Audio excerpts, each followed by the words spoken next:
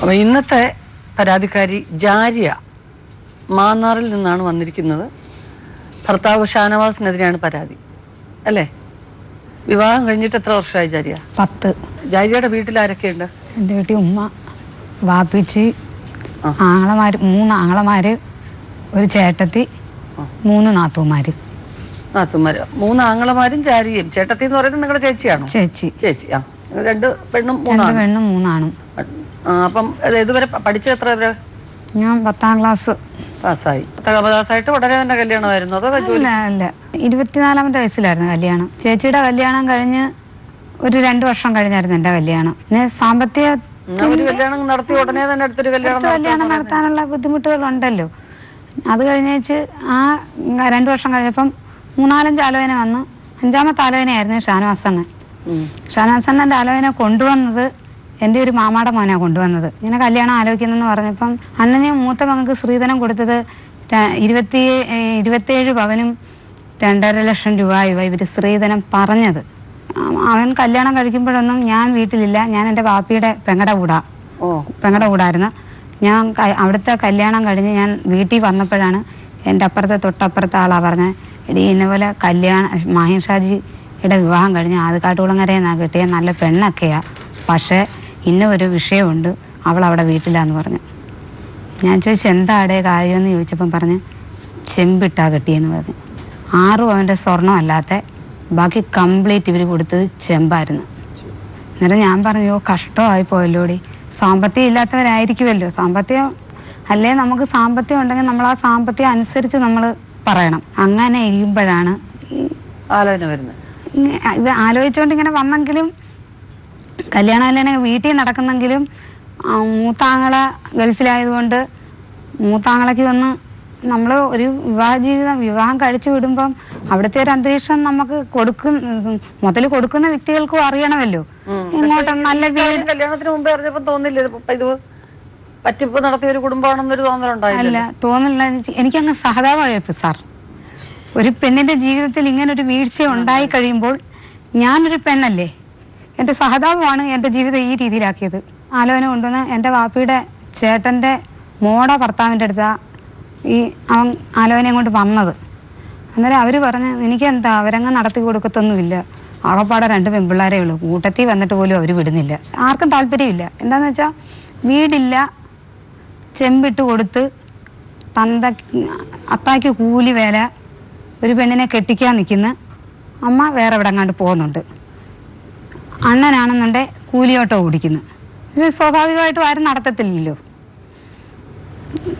ഇയാലോന് ഇങ്ങനെ മുറുകി വന്ന് വീട്ടുകാർ എന്നോട് ചോദിക്കുന്നത് നീ എന്ത് പറയുന്നു. ഇവർ സ്ത്രീധനം ചോദിക്കുന്നതെന്ന് പറഞ്ഞാൽ ഷാനവാസണ്ണൻ വലുതായിട്ട് സ്ത്രീധനം ഒന്നും എന്നോട് ഇതായില്ല, എന്നാലും 2 ലക്ഷം അവർക്ക് പെങ്ങൾക്ക് കൊടുക്കണമല്ലോ, പെങ്ങളെ സുരക്ഷിതമാക്കണം. നിങ്ങളുടെ വാങ്ങിച്ചിട്ട് അത് അവർക്ക് കൊടുക്കാനുള്ളത് കൊടുക്കണം. അപ്പം വീട്ടിൽ ഇങ്ങനെ പറഞ്ഞ ഒരു കാര്യം 20 പവനും 2 ലക്ഷം രൂപയും കൊടുക്കാമെന്ന് പറയാൻ പറഞ്ഞു. അപ്പോൾ ഈ 20 പവനും 2 ലക്ഷം രൂപയും കൊടുത്താലും അവനോട് പറയണത് 10 പവനും 50,000 രൂപയും ആ കൊച്ചിന് പോകും. ബാക്കി എന്തോ ഉണ്ട്, വീട് മേടിക്കണം, അണ്ണനൊരു അടിസ്ഥാനം ഉണ്ടാക്കി കൊടുക്കണം, ഇളയ പെണ്ണിനെ കെട്ടിക്കണം, ഞങ്ങൾ ജീവിക്കണം. അങ്ങനായി എന്തായാലും പറഞ്ഞു വേണ്ട വെച്ച് പിന്നെ ദൈവത്തിൻ്റെ വിധി ആയിരിക്കാം. എന്നോട് ചോദിച്ച് ഞങ്ങൾ ഇനി അഭിപ്രായം പറയത്തില്ല, നീ എന്താന്ന് വെച്ചാൽ പറ, നിൻ്റെ അഭിപ്രായത്തിലാണ് ഇനിയും മുന്നോട്ട് പോകുന്നതെന്ന് പറഞ്ഞു. ഞാൻ പറഞ്ഞിരിക്കുക, ഒരു പെണ്ണടിയല്ലേ, എൻ്റെ മുതൽ കൊടുത്ത് ആ കൊച്ച് രക്ഷപ്പെടുന്നെങ്കിൽ ആ കൊച്ച് രക്ഷപ്പെടട്ടെ. അങ്ങനെയാണ് ഈ കല്യാണം ഉറപ്പിക്കുന്നത്. കല്യാണം ഉറപ്പിച്ച് അവരുടെ വീട്ടിൽ പോയി. അവരുടെ വീട്ടിൽ പോയപ്പോഴും കേൾക്ക് അന്തരീക്ഷമൊക്കെ ഒന്ന് കണ്ടിട്ടൊന്നും അങ്ങോട്ട് വേണ്ട, നമുക്ക് വേണ്ട, ഈ ബന്ധം വേണ്ട. ചെറുക്കൻ്റെ സ്വഭാവത്തെ പറ്റി ആരും ഒരു അഭിപ്രായവും പറയുന്നില്ല. എന്നുവെച്ചാൽ ചെറുക്കൻ നല്ല സ്വഭാവം, അണ്ണനെ പറ്റി ആരും ഒന്നും പറയുന്നില്ല. എന്നോട് വന്നേച്ച് പറഞ്ഞ് നമ്മൾ ചെറുക്കൻ്റെ സ്വഭാവം നോക്കിയാൽ പറ്റുമോ, ബാക്കിയുള്ളവരുടെ കാര്യവും കൂടെ അറിയണ്ടേ. ഇപ്പോൾ എനിക്ക് ബന്ധുക്കളൊക്കെ ചാരുമൂട്ടിലുണ്ട്, എന്നാൽ തന്നെ നമ്മളുമായിട്ട് വലിയ ഇതില്ലാത്തത് കൊണ്ട് ഈ കാര്യം അവരോടൊന്നും നമ്മൾ പറഞ്ഞില്ല. പക്ഷേ ഞാൻ പറഞ്ഞ് എന്തായാലും ഹയറാണെങ്കിൽ നടക്കട്ടെ, ഷെറാണെങ്കിൽ തട്ടിപ്പോട്ടെ എന്ന് പറഞ്ഞു. അങ്ങനെ എന്തായാലും വാക്ക് കൊടുത്ത് പെട്ടെന്ന് തന്നെ പെണ്ണ് കാണാൻ വരുമ്പോഴാണേലും ഒക്കെ കൂട്ടുകാരന്മാരുടെ കൂടെ വന്ന് എൻ്റെ സകല ഹിസ്റ്ററികളും വയസ്സുണ്ട്, 2 വയസ്സിന് മൂപ്പാണെന്നും എല്ലാം അറിഞ്ഞ ഷാനവാസണ്ണ എന്നെ കെട്ടിയത്. എന്നെ കെട്ടിയത് അങ്ങനെ കെട്ടിയത്. അന്നേരം അതെനിക്ക് വിഷയമല്ല, എൻ്റെ പെങ്ങളുടെ ജീവിതമാണ് എനിക്കിപ്പം വലുതെന്നും പറഞ്ഞ 2005 ഡിസംബർ 11 വിവാഹം ഉറപ്പിച്ചു. കല്യാണം കഴിഞ്ഞ് ചെന്ന് കുഴപ്പമൊന്നുമില്ല. തള്ളഭാവം, പെങ്ങന്മാർ 2 പേരുണ്ട്, അത്ത ഉണ്ട്. അവൻ ഇവരുടെ കല്യാണം, എൻ്റെ വിവാഹം നടക്കുമ്പോൾ അത്താടെ ആൾക്കാരില്ല, അമ്മാടെ ആൾക്കാരില്ല. ഇവരുമായിട്ടല്ല ഈ ഒരു കല്യാണ നിമിത്തം അവർ പിണങ്ങി നിൽക്കുക. അപ്പോൾ ഈ കല്യാണം ഉറച്ചു കഴിഞ്ഞ അണ്ണൻ എന്നോട് പറഞ്ഞായിരുന്നു, അത്താടെ ആൾക്കാരുണ്ടെന്നും പറഞ്ഞോ അമ്മാടെ ആൾക്കാരുണ്ടെന്നും പറഞ്ഞോ അവരുടെ അടുത്ത് പോകാനോ എന്നെ ഷാട്ടയും പിടിച്ചേക്കരുത്. എനിക്ക് 2 സഹോദരികളും തന്തയും തള്ളയും ഞാനും മാത്രമേ ഉള്ളൂ എന്നോട് പറഞ്ഞായിരുന്നു. അങ്ങനെ കല്യാണം കഴിഞ്ഞ് വാടക വീട്ടിലാണ് എന്നെ കൊണ്ടുപോയതും വാടക വണ്ടി ഓടിക്കുന്നു. അത്തായ വീട്ടുകാര്യങ്ങളൊക്കെ നോക്കിക്കൊണ്ടിരുന്നതും അത്ത തന്നെ. പിന്നെ ഞാനും കൂടെ ചെന്ന് കഴിഞ്ഞപ്പോൾ അത്താക്കൊരു ബുദ്ധിമുട്ട്. മോനൊരു കുടുംബമാകുമ്പം മോൻ അതിൻ്റെതായിട്ടുള്ള കാര്യം ഉത്തരവാദിത്വം വേണമല്ലോ. അത്ത അമ്മ അടുത്ത് പറഞ്ഞു, ഇനി ഷാനവാസ് അടുത്ത് പറയണം അവനൊരു കുടുംബമായി, അവൻ വീട്ടുകാര്യങ്ങൾ നോക്കാൻ പറയണം. അന്നേരം അത്ത അമ്മ അടുത്ത് പറയുന്നത് ഞാൻ കേട്ട്. ഞാനത് ഉണ്ണാൻ വന്നപ്പോൾ അണ്ണനോട് പറഞ്ഞു, അണ്ണേ എന്നെ പോലെ നിങ്ങൾക്ക് എന്നെ സംരക്ഷിക്കാവുന്നുണ്ടെങ്കിൽ നിങ്ങൾ വേല എടുത്ത് കൊണ്ടുവന്ന് തരിക, എന്നെ സംരക്ഷിക്കുക. അത്താടെ ചെലവിൽ എന്നെ ഇനി നോക്കരുത് എന്ന് വെച്ചാൽ അത്താക്ക് അസുഖമൊക്കെ ഉള്ളതാ. മറ്റേ പെങ്ങളും ഭർത്താവും ഒക്കെ അവരുടെ വീട്ടിൽ പോയി? ഇല്ല, ഈ മൂത്ത പെങ്ങള് എന്നെ വീട്ടിലോട്ട് കൊണ്ടുപോകത്തില്ല, അവരുടെ കുടുംബത്തോട്ടില്ല. എൻ്റെ കല്യാണം കഴിഞ്ഞതോടെ ചേട്ടൻ്റെ വീട്ടിലായിരുന്നു. ചേട്ടൻ്റെ വീട്ടിൽ കൊണ്ടുപോയി, അവരുടെ വീട്ടിൽ കൊണ്ടുപോയില്ല.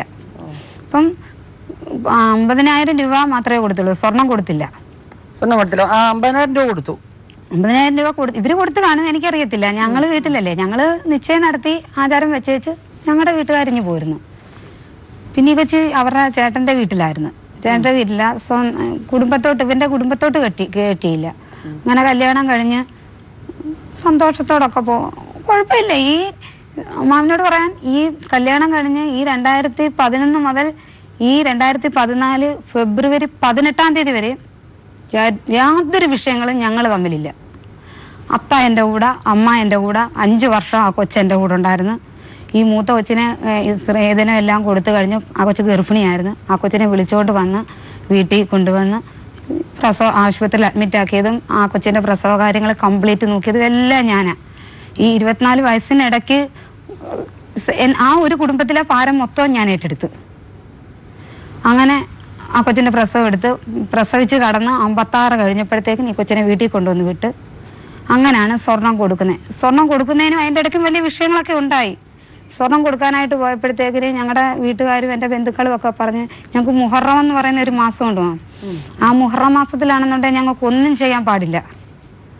അന്നേരം എല്ലാവരും പറഞ്ഞ് ഞാൻ പോയി ഈ സ്വർണം എടുത്ത കടയിൽ തന്നെ സ്വർണം തൂക്കി ആ കൊച്ചിന് കൊടുക്കാനുള്ളത് മാറ്റി വെച്ചേച്ച് ബാക്കി എനിക്ക് 20 പവൻ ഇവരുടെ മുമ്പിൽ പറഞ്ഞെങ്കിലും 28 പവൻ്റെ സ്വർണം ഉണ്ടായിരുന്നു. എന്നുവെച്ചാൽ ഇളയതായതുകൊണ്ട് എൻ്റെ മേത്ത് കിടന്ന സ്വർണവും ഈ എടുത്തതിൻ്റെ അകത്തൊരു ഇച്ചിരി തൂക്കമൊക്കെ ഉള്ളതും അതുമെല്ലാം എനിക്കിഞ്ഞ് തന്നു. അങ്ങനെ ഈ കൊച്ചിനെ കൊണ്ടുവന്ന് സ്വർണം കൊടുക്കാനായിട്ട് അന്നേരം അവിടെ വന്നപ്പോഴത്തേക്കിന് സ്വർണവുമായിട്ടാണ് പോയത്. ഞാനും അണ്ണനും കൂടെ പോയുള്ളൂ, വേറെ ആരും പോകുന്നില്ല. ഞങ്ങൾ 2 പേരും കൂടെ പോയി സ്വർണം വീട്ടിൽ ചെന്നപ്പം വീട്ടുകാർ പറഞ്ഞു, മോനെ മുഹറം 10 സ്വർണം കൊടുക്കണ്ട. എന്നാന്ന് വെച്ചാൽ ഈ കൊച്ചിൻ്റെ കല്യാണം മുഹറം 10 മുഹറം 1 3 ഒക്കെ ആയിരുന്നു. മുഹറം 10 കഴിഞ്ഞ് സ്വർണം കൊടുത്താൽ മതി. എന്താന്ന് വെച്ചാൽ മുഹറം 10 കഴിഞ്ഞ് മുഹറം 10 കഴിയാൻ നിങ്ങൾ സ്വർണം കൊടുക്കണ്ടെന്ന് പറഞ്ഞു. അവനോട് പറയാം ഈ സ്വർണം കൊടുക്കണ്ടെന്ന് പറഞ്ഞുകൊണ്ട് സ്വർണം വീട്ടിൽ വെച്ച് ഷാനവാസണ്ണൻ ആ കാര്യം പറയാനായിട്ട് ഇവരുടെ വീട്ടിൽ ചെന്നപ്പം ഇവരുടെ മൂത്ത പെങ്ങടെ അളിയൻ വാനം തോണ്ടിക്കൊണ്ടിരിക്കുമായിരുന്നു. അപ്പം അവനോർത്ത് സ്വർണം കൊണ്ട് വന്നതായിരിക്കുമെന്ന്. അപ്പം പറഞ്ഞ അളിയ സ്വർണം മുഹറം 10 കഴിഞ്ഞ് തരാമെന്ന് പറഞ്ഞതുമല്ല, ഈ വാനം തോണ്ടിക്കൊണ്ടിരുന്ന വെട്ടുതൂമ്പം എടുത്ത് ഒറ്റ ഏറും. ഇവിടെ ഇങ്ങനെ അണ്ണൻ്റെ മുറിഞ്ഞു വാപ്പിച്ചായുണ്ട്. അവിടെ ഈ കൊച്ചിനെ കെട്ടിച്ചെടുത്തെന്ന് വെച്ചാൽ അതിൻ്റെ ചുറ്റുഭാഗം കിടക്കുന്നത് മൊത്തം എൻ്റെ വാപ്പാടെ പെങ്ങളും വാപ്പാടെ അനിയന്മാരും കിടക്കുന്നത്. ആൾക്കാരെല്ലാം അങ്ങ് കൂടി വാകേട്ടു എൻ്റെ വാപ്പിച്ചായ കൊണ്ട് ഷാനവാസ് അണ്ണൻ തലക്കടിച്ച് വാപ്പിച്ചായ ചെന്ന് വീട്ടിൽ പറയരുതേ. ആൺപിള്ളേർ വന്ന് ചോദിക്കും, അത് വലിയ വിഷയമാകും, അതുകൊണ്ട് വാപ്പിച്ചായ വീട്ടിൽ പറയണ്ട, സ്വർണത്തിൻ്റെ കാര്യം എന്തോ ചോദിച്ചെന്ന് പറഞ്ഞ് മുഹറം 10 കഴിഞ്ഞ് കൊടുത്താൽ മതി എന്ന് പറഞ്ഞാൽ മതി എന്ന് പറഞ്ഞു. അങ്ങനെയാണെന്നുണ്ടെങ്കിൽ വീട്ടിൽ വന്നിട്ട് വീട്ടിലോട്ട് കയറുന്നില്ല, മുറ്റത്ത് തന്നെ നിൽക്കുക. അന്നേരം ഞാൻ പറഞ്ഞു, അണ്ണേ വാ നമുക്ക് വല്ലതും കഴിച്ചുകൊണ്ട് അങ്ങ് പോകാം, എല്ലാം ഉണ്ടാക്കി ഞങ്ങൾ വരുമെന്നും പറഞ്ഞ് എല്ലാം ഉണ്ടാക്കി വെച്ചേക്കുമല്ലേ, വാ നമുക്ക് വല്ലതും കഴിച്ചുകൊണ്ട് അങ്ങ് പോകാമെന്നും പറഞ്ഞ്. വേണ്ട നീ വേണേ എനിക്ക് വേണ്ട, നമുക്ക് പോകാം. അന്നേരം എന്തുവാ കാലും മുറിഞ്ഞേക്കുവാ. ഈ വാപ്പായും ഒന്നും പറയുന്നില്ല, വാപ്പായും ഒന്നും പറയുന്നില്ല. അങ്ങനെ ഞാൻ പറഞ്ഞു എന്നാൽ അണ്ണന് വേണ്ടെങ്കിൽ എനിക്കും വേണ്ടാന്ന് പറഞ്ഞ് ഞാൻ പോവാന്നും പറഞ്ഞ് ഞാൻ വീട്ടിൽ നിന്ന് യാത്ര വെച്ച് ഞങ്ങൾ രണ്ടുപേരും കൂലി ഓട്ടോ വണ്ടിക്കകത്താണ് വരുന്നത്. ഓട്ടോയിൽ പോയി കൊച്ചാലും കൂടെ എത്തിയപ്പോഴത്തേക്കിന് വണ്ടി ബ്രേക്ക് ഔട്ടാൻ പറ്റുന്നില്ല. അവിടുന്ന് ഒരു ടിപ്പർ ലോറി വരിക, അതിൻ്റെ അടിയിലോട്ടാണ് ഈ വണ്ടി പോകുന്നത്. വണ്ടി വെട്ടിച്ച്. ഞാൻ ചോദിച്ചു നിങ്ങൾ എന്തോ ഈ കാണുന്നത്, എന്നെ കൊല്ലാൻ കൊണ്ടുവന്നെയാണോ, ജീവിച്ചു അതുപോലും തീർന്നില്ല ഞാൻ. അതിന് മുമ്പേ നിങ്ങൾ എന്തോ ഈ കാണിക്കുന്നതെന്ന് ചോദിച്ചപ്പോൾ അണ്ണൻ പറഞ്ഞ് നീ അണ്ണാക്കൊന്നും വെക്കരുത്, എൻ്റെ കാല് അളിയാൻ ഇതുപോലെ സ്വർണം കൊടുക്കാൻ 10 കഴിഞ്ഞ് കൊടുക്കാമെന്ന് പറഞ്ഞപ്പോഴത്തേക്കിന് വെട്ടുതൂമ്പ എടുത്തെറിഞ്ഞ് എൻ്റെ കാല് മുറിഞ്ഞിരിക്കുക, എനിക്ക് ബ്രേക്ക് കിട്ടാൻ പറ്റും. ഞാൻ പറഞ്ഞു നിങ്ങൾ വണ്ടി വീട്ടിലോട്ട് വിട്ടേ എന്ന് പറഞ്ഞു. വേണ്ടടി ആരും അറിയണ്ടെന്ന് പറഞ്ഞു. പിന്നെ കൊണ്ടുപോയി ഹോസ്പിറ്റലിൽ പോയി മരുന്ന് വെച്ച്, ഈ കൊച്ചിവിടെ പ്രസവിച്ച് കിടന്നപ്പോഴത്തേക്കിന് വീട്ടിൽ കൊണ്ടുപോയി മരുന്ന് വെച്ച്, ആശുപത്രിയിൽ പോയി മരുന്ന് വെച്ച് വന്ന് ഈ കുഞ്ഞിന് മരുന്ന് മേടിക്കണം. ആ കാലുമായിട്ട് ഓട്ടോ ഓടി അവൾക്ക് ആ കുഞ്ഞിനും മരുന്ന് മേടിച്ച്, കുഞ്ഞിനെ കൊണ്ടുപോയി മരുന്ന് മേടിച്ച് കൊണ്ടുവന്ന് വെച്ച് കാല് പൊക്കി വെച്ച് കിടക്കണം ഡോക്ടർ പറഞ്ഞങ്ങാട്ട് വിട്ട്. എനിക്കങ്ങ് സങ്കടമായിപ്പോയി. ഞാൻ എല്ലാ അരിശവും കൂടെ ഞാൻ ഈ മൂത്തകളെ അങ്ങ് തീർത്ത്. ഞാൻ പറഞ്ഞു മുതൽ തരാമെന്ന് പറഞ്ഞത് ഞാനാ. എനിക്ക് നിങ്ങൾ ഒരു രേഖയും തരുന്നില്ല, നിങ്ങളുടെ കൈ തരാനൊന്നുമില്ലാതാനും. ഞാൻ മുതൽ തരുമ്പം 10 ദിവസം കൂടെ ഷാജിക്ക് ക്ഷമിക്കാൻ വയ്യായിരുന്നു വിചാരി. ഞങ്ങൾക്ക് ആകപ്പാടുള്ള ഒരു ആശ്രയം ആ മനുഷ്യനെ തളർത്തിയിട്ടാൽ നിന്റെ കുഞ്ഞിനിപ്പോൾ ഒരു വയ്യാഴി വന്നപ്പോഴും ആ കാല് വെച്ചോണ്ടല്ലേ പോയി മരുന്ന് മേടിച്ചുകൊണ്ട് വന്നെന്ന് എനിക്ക് തന്നത്. അങ്ങനെ ആയാലും എന്തോ ചെയ്യും എന്നൊക്കെ ഞാൻ ഈ കൊച്ചിൻ്റെ അടുത്ത് പറഞ്ഞു. ഇവൻ പിറ്റേന്ന് കയറി വരുന്നത് ഇത്രയുള്ളൊരു ഇരുമ്പ് തണ്ട് പൊതിഞ്ഞ് പിടിച്ചോണ്ടാണ് വരയ്ക്കകത്ത് കയറി വരുന്നത്. ഇവനെന്തോ മേടിക്കാനായിട്ട് പോയപ്പോൾ ഞാൻ നോക്കിയപ്പോൾ ഇരുമ്പ് കമ്പിയാണ്. അന്നേരം ഇയാൾ ഓട്ടോ സ്റ്റാൻഡിൽ എങ്ങാനും ചെന്ന് പറയുമോ വിഷയം ഉണ്ടാകുമോ എന്നൊക്കെ ഉള്ളൊരു ഭയം. അവന് ഭയമൊന്നുമില്ല, അവൻ ആരെയും ഭയമില്ലാത്തവനാ. പറയുമോ എന്നൊക്കെ ഉള്ളൊരു ഭയമുണ്ടായിരുന്നു. അങ്ങനെ സ്വർണം കൊടുത്ത് ഈ കൊച്ചിനെ കൊണ്ടുവന്ന് പ്രസവിച്ചെണ്ണിച്ച് സ്വർണ്ണമായിട്ട് ഗൾഫിൽ ഷാനവാസ് എപ്പോഴാണ് പോകുന്നത്? ഷാനവാസിന് ഒരുപാട് ബാധ്യതകൾ ഷാനവാസനുണ്ടായിരുന്നു. ഈ ഷാനവാസനെ ഞാൻ അറിയാത്ത ബാധ്യതകളും ഷാനവാസനുണ്ട്. ഷാനവാസനെ നാട്ടിൽ കടം മേടിക്കുന്നതൊന്നും ഞാൻ അറിയുന്നില്ല. നമുക്ക് വേണ്ടത് നമുക്ക് കൊണ്ടുതരുന്നു. വീട്ടാവശ്യത്തിനാണോ വാങ്ങിക്കുന്നത്? ഓരോ ആവശ്യങ്ങൾക്കായിട്ട് വാങ്ങിക്കുന്ന ആവശ്യങ്ങൾ എനിക്ക് എന്നെ സംബന്ധിച്ച് എനിക്ക് ആവശ്യങ്ങളൊന്നുമില്ല. ഞാൻ ആഡംബര ജീവിതം എല്ലാവരും ഉണ്ട്, പൊതുവെയുള്ള ചില ആവശ്യങ്ങളൊക്കെ വീട്ടുകാര്യങ്ങൾ ഏതാണെന്ന് അറിയത്തില്ല. പുള്ളിക്കാരൻ വണ്ടിയുടെ കാര്യത്തിൽ ഭയങ്കര കമ്പവാ.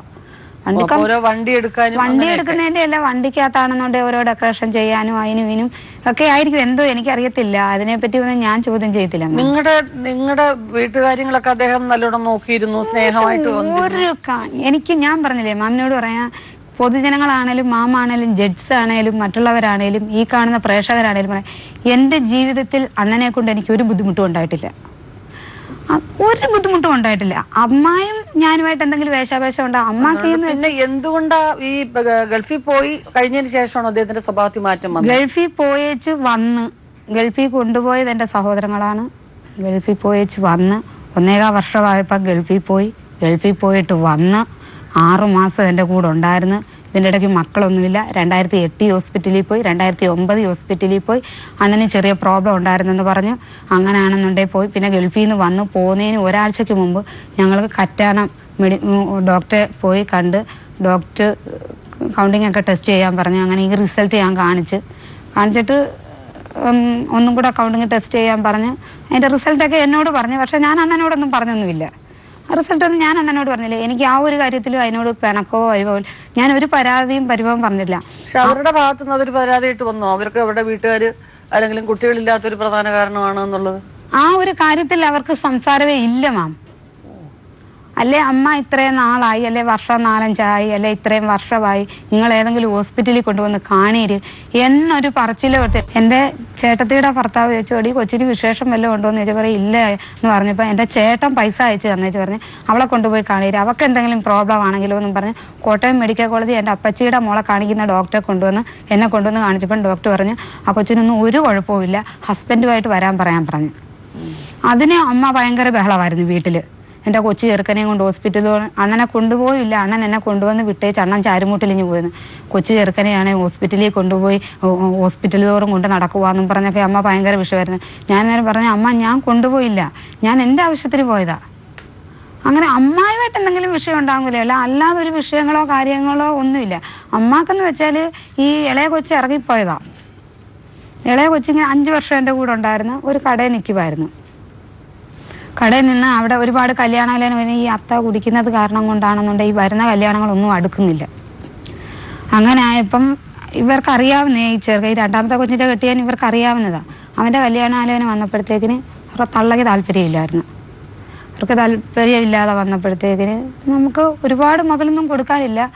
എന്നാലും എല്ലാവരോടും ഒന്ന് പറഞ്ഞാൽ അന്തസ്സായിട്ട് ഉള്ള മുതൽ കൊടുത്ത് നമുക്ക് കെട്ടിച്ച് വിടാം.